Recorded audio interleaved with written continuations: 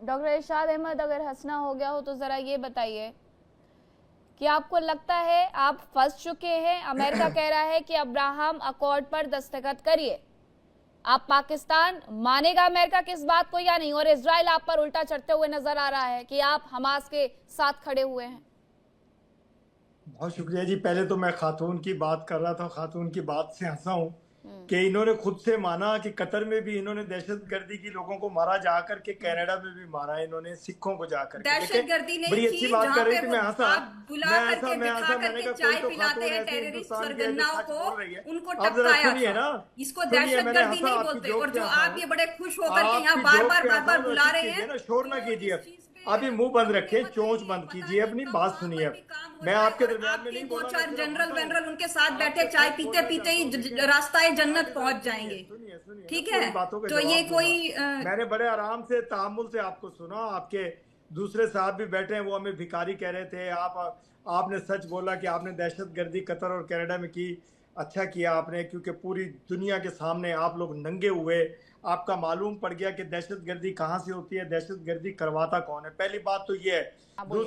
दूसरी बात आपने की, देखें, आप कह रहे हैं, ये साहब दूसरे भी आपके अरस्तू बैठे थे, कह रहे थे हम भिखारी हैं। हम वाकई भिखारी हैं अमन के। हम हम्म। वाकई शहदाई हैं अमन के। हम वाकई दहशतगर्दी का खात्मा करने वाला मुल्क हैं।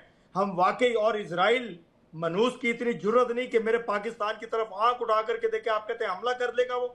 उसको सबक ऐसा सिखाया हमने, हमारी फौज ने, हमारे लोगों ने, मुसलमानों ने और ईरानियन ने सबक आपको भी सिखाया कि आप लोग तना खड़े हैं। हिंदुस्तान अब कहां खड़ा है ये देखिए।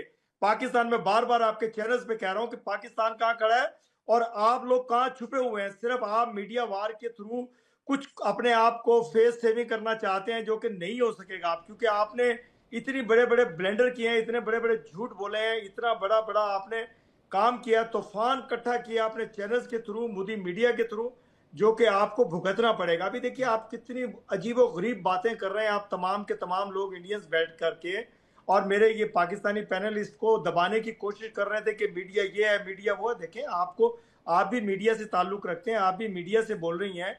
आप उनको कह रही थी कि आप चीटर हैं, आप ये हैं वो। देखें, ऐसी बातें मत कीजिए। अगर आर्गूमेंट करने आप सीधे तरीके से बात कीजिए।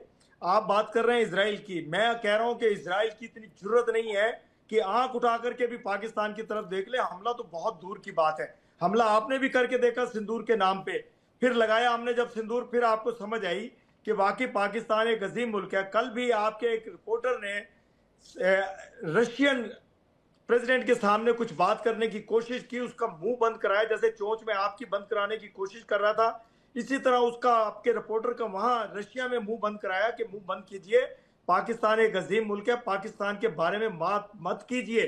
यही मैं आपसे कह रहा हूं कि आप जरा सोच समझ के पाकिस्तान का नाम लिया करें।